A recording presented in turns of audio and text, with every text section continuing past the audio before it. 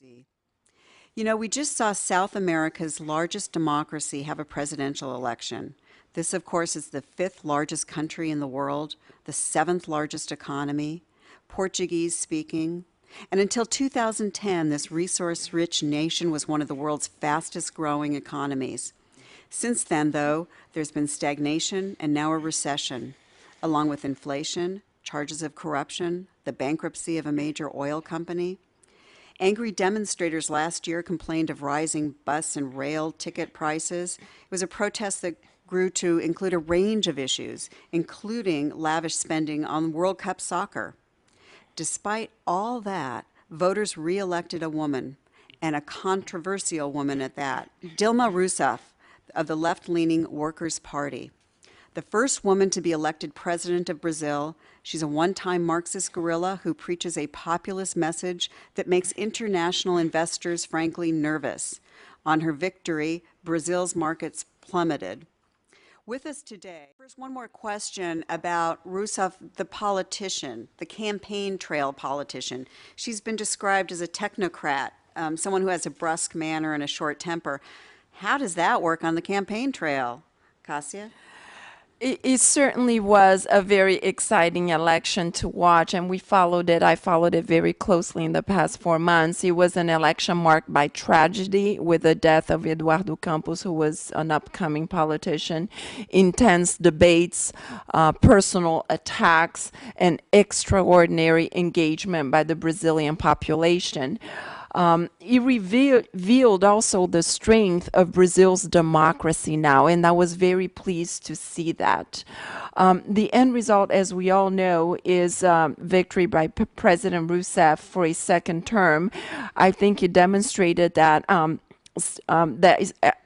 40% of the population support her social policies and her government. Although she won with 51%, but her approval rate had been around 40%.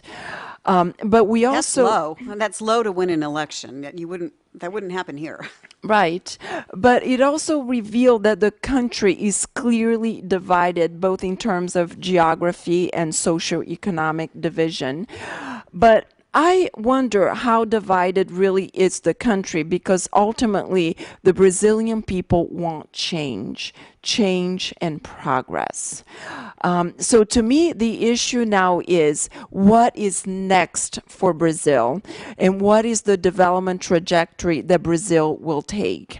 And I do think Dilma realizes that, and she is demonstrating signs that Brazil needs to look forward in order to continue its progress, its growth, to sustain the social policies that she implemented under her first administration. And look, Brazil still has a lot of strengths that we can build on. It is a very large country. It is a very large economy with very large multinational companies. I myself recently left Vale, where I was working, based in Rio, a multinational Brazilian company. So Brazil does have companies with great opportunities.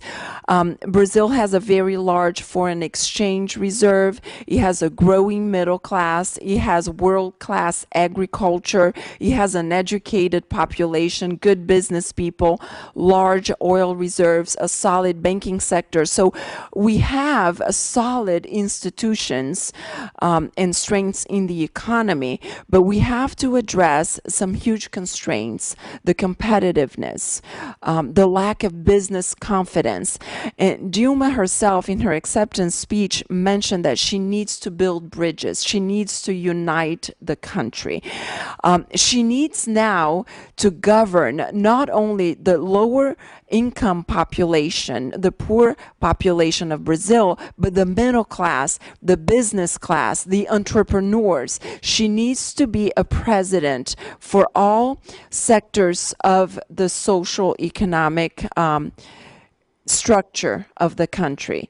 And I hope that she understands that and that she will make the right decisions. Of course, us, the business community now, we're anxiously awaiting the nomination of the Minister of Finance. If she can show that she can put a strong economic team in place to address these huge challenges that Brazil is facing, then I think we will see her building these bridges and start to build the confidence, business confidence that Brazil needs now in order to move forward, in order to attract investment. They're desperately needed to tackle the problem of productivity and competitiveness that we have in Brazil today. Julia, can you talk